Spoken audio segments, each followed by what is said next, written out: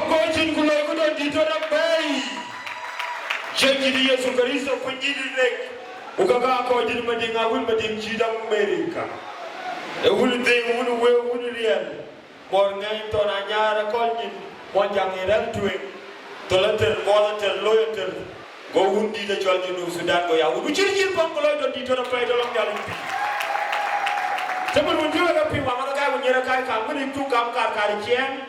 Wene kam tegi jampai e gol to ten ta wigen kala ta gili bajal pandile jol ko ngaro ka chuan ku lor tin kal ba baliye ka kali kala ka legin gereng ni ke pun be nyaay to ten bula wi malwan ay jol gereng yen kan bu duk kala pandide ko kon du ko kon ni kala ba to warong ka jurde ya kon ni pandile jol gindi kaga pende ma di ci Amerika ku yen di jori e dal ci altutan ina ngi warab de wa mama kay ku nyera kay pandiru wew waru gun waru lian waru ding waru pit pandiru jol warab ke pit banyak kiban na kin na ngan kiban yende ko wi ku gam yulka ku be nyaay ere ni di penyire kam ke wa mama kay ku nyera kay wa bo cin pama pe bu mada angem ngakon bu jol yulka karo wi kedi ku warab ke penyire Riyul ka kabaro ke do pambo chino pay anang jora tan kalon anang jora tan ka Yesu ban boy undan ku jalalala ku mangwa to mama ngai min tu glora pay itu glora riyul ka yin nyalin bir biti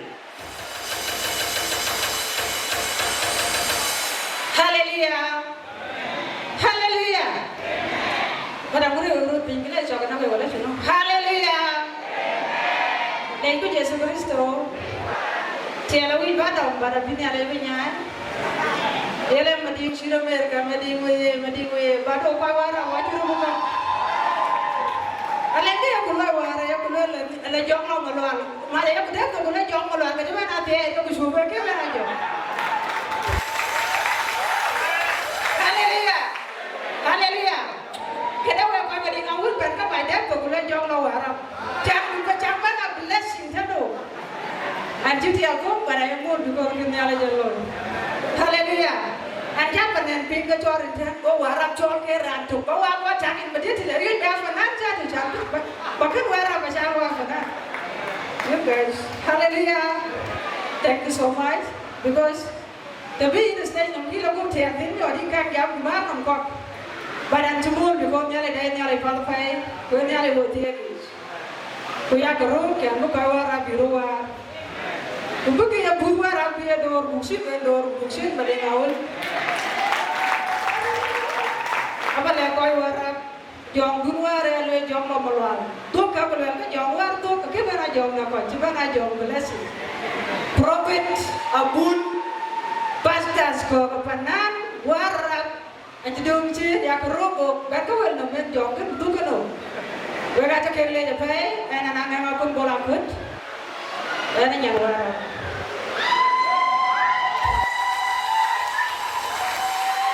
Yang ini yang pada kujalai Yesus Kristus sagam keduluan dia. Anjir pun biar pai rincan mama long time wakoran ini jalan mama tak bisa dia nanti. Thank you so much mama tak bisa.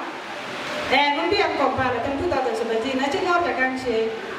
Badan ruh bulan nyali color nyali jago baca jangan kan saja pak.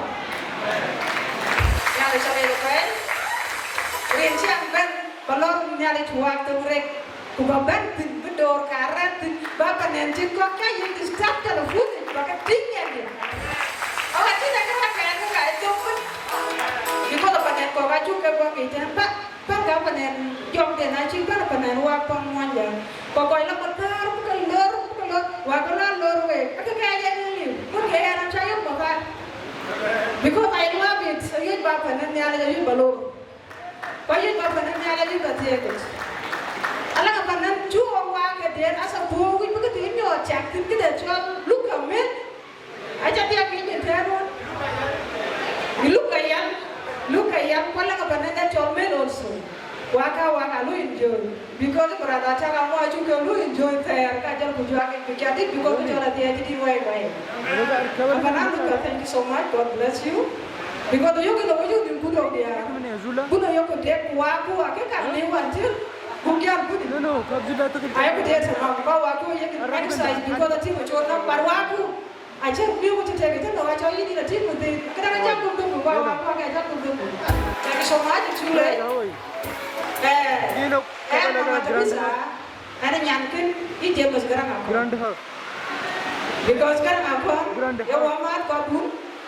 Kau wada ayah di orang. Kau yang tujuan. Kau jaga kau. Akhirnya lo kan magar. Kuncang biok saya kalau kaji ni jelas tadi boleh ke ben. Karena cara waktu wama pio aja tin macam tu. Oh, wan yang ada kau orang orang kacau macam mana? Angin mira kai, cuai nyang kai, ran aero berkeger. Grand hub. Nanti yang ini. Ayah dia tu apa? Oh, oke, oka friend, oka midu. Taman dia ke kici wama lo ruan deh. Angin je, kami aja. Ni ada sana itu kai, mama tu bisa. Teman meninta apa ke wairu kucula mama tapi saja kau tahu. Kau tinggal lagi, kau ini apa yang minumku, minum punya dulu, apa penting? Kalau kau bilo, yang semua jangan ada baik. Enggak jangan keluar, pada aja Korea bukan. Because kena bibit baik, kalau lagi invitation card, gampang. Kurang aja. Pada warap pakai yang invitation card, how kan sama banyak keluar. Aja Allah nengkin nggak bisa kali bu yang kita baca conkan. Baru cuma kita kuilu buka piar malual pulau kan jauh ni siapa kami. Kau ngaca aku orang nyampe dia kan nyampe dia aku orang ayam kiri nyarawan dia balik pan kan rumah. You see, you kan nggak cuma yang betul. Kau ngaca gua ke berwe, cing gua yang kuyu. Tapi semua dia kelai mari awul. Jangan. Kau cuci cuci pancol bor sini ada gambar pay.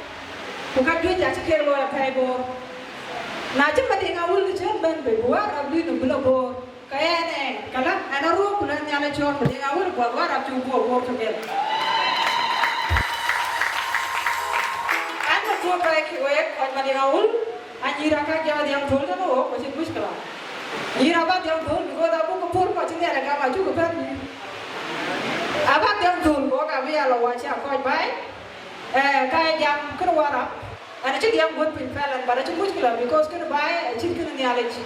Ini nanti ada tu, yogi ni kumpul cik boleh lah kau buat nyalej, kecil boleh lah nasi jais. Kayak ini jadi kerjaan, anda buat baik, pada warap, buat kat ditch juga nasi dengan aku kau yogi buat tahu apa nyalej. Work from mesti, kau kalau from mesti, ada lah kau kompar nak kaji tu lu really from mesti, macam aku lupa from mesti. Jaga orangnya.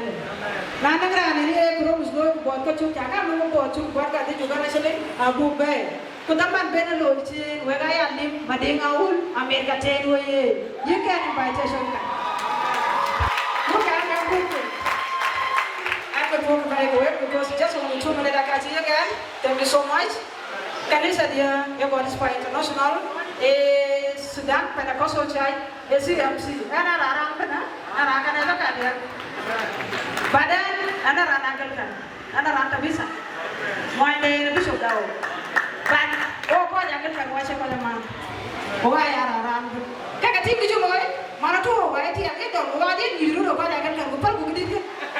Badan itu sih loh, curut jual, santu kau itu bukan gajor. Mama tapi thank you so much, God bless you. Bapak tahu dokter ya, apa kan mati wabi apa jangan kan wade, buat agak buat murid buat English. Thank you so much, God bless you all.